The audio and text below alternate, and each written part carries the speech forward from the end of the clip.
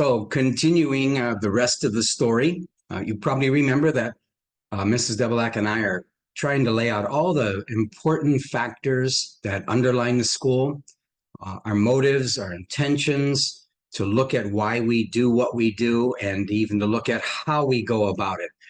It's valuable to the current students and the parents who are attending the school, and also for the future. We hope to preserve these sort of hidden elements that drive all of our planning, all of our organization, and everything that we do. There's an interesting story now, since we've been talking about the academic competitions and our academic standards, the excellence of academics that we uphold, and our character development program, which is extraordinary. I would compare it against anything that I've read or seen anywhere in the state or even in the country. But I thought there's an interesting story I'd like to share with you, because it goes to one of the really underlying thoughts of how we do what we do. So when we first started the school, my wife and I joke, we wrestled between whether we should start a farm in the city of Cleveland or a school. Why that choice? And of course, obviously, we started the school, and a farm wasn't really viable in the city of Cleveland. But let me tell you why a farm. If you're running a farm and you have children, you've got to go out and feed the chickens and milk the cows, maybe slop the pigs, do something related to the crops. Whether you liked it or you didn't like it, you had to do it. It was a part of being in the family, on the farm, making the farm successful and making yourself a strong person. There was no room to say, today I don't want to do it, or I don't feel like it, or Joey, who lives in the city, he doesn't have to do that. It has nothing to do with that. You have responsibilities, and you need to carry out your responsibilities, whether it's in a classroom or at recess. So we couldn't do that, couldn't have a farm, although it'd be interesting, I think, but we could have a school. And to accomplish the same type of character traits, that is, you have stuff to do. Our hope, and I believe our teachers are great at this, will introduce children to learning as an enjoyable enterprise. It's very gratifying and satisfying to learn. Wherever there's pure memorization or just collecting data so you can spit it back on a test, that's not education. Education is introducing children to the world of learning. That's interesting and exciting. And you always sense you want to do more. It creates a whole way of looking at life. And that's a very important part of learning. But every single subject, every single pathway to learning includes this hard work, this drill, aspects of a subject where you like it or not, you have got to master your stuff.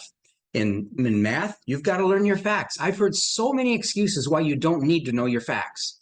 And these come from professional educators. Oh, we'll use calculators and this, that. And none of that pans out. In fact, the research is coming back again the other way. The importance of memorizing facts, being computationally fluent when you do your mathematics. But it's the same in every subject. There's a certain part of it that I like to tease the children and tell them it's grunt work. Yes, we want to enjoy history for what history is. That is, we learn about ourselves, we learn about where we live, we learn about why things are what they are. It's fascinating. But there's still the part about knowing your geography and knowing your history so that you can make connections to it in a meaningful way. I call this grunt work. And sometimes I joke with the children when we have to do another 100 math problems on one page, and you're allowed 1 minute to do them.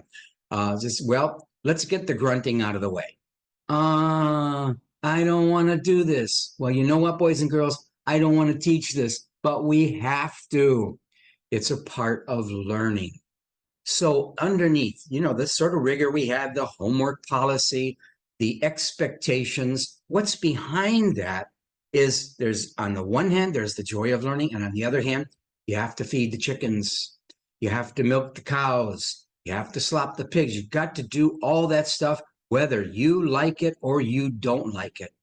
And I think this perspective is especially important in this day and age, when the notion of feelings precede your responsibilities, where feelings precede the things you have to get finished, whether you like it or not, or the blaming or the victimization, as opposed to taking responsibility for the things which you're supposed to do. And that's at its core. You'll see that pop up in the first grade. You'll see it pop up in the eighth grade. That kind of learning to assume there's things I have to do, and I like it or not, I'm going to push forward and do it. And I believe that's one of the fundamental secrets that make our students so successful when they go on to high school. They just know how to attack work. They know how to attack the things that they have to do, like it, not like it, and do extremely well. And so, again, this is a part of the rest of the story. The factors that are underlying many of the things we do. There's a thought, there's an intention that we carry through. So therefore, it not only reaches the children, but it becomes a part of who they are to become successful later in life. Thank you.